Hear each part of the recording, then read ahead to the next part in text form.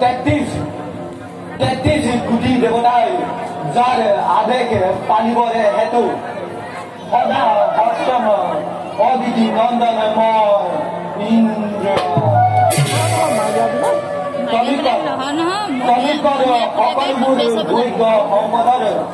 গৰাকীময় দেৱশ্ৰেষ্ঠ দেৱেন্দ্ৰ আজি মোতকৈ সুখী মোতকৈ সমৃদ্ধিশালী আছে জানো অন্য কোনো ধৰণে ব্ৰহ্মাদেৱৰে সৃষ্টি সেয়ে আমাৰ এই অমৰাৱতীৰ হস্তগত কৰিবৰ হেতু দিতি আৰু ধনুৰ নন্দনে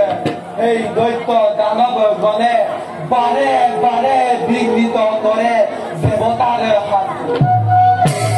সেয়ে দিকপাল দেৱৰা প্ৰত্যেক মুহূৰ্তত সদা সৰ্বদা দৃষ্টি ৰাখিব তাৰ বাবে আপুনি জানো আমি ভালদৰে কৰ্তব্য লাগে মাথো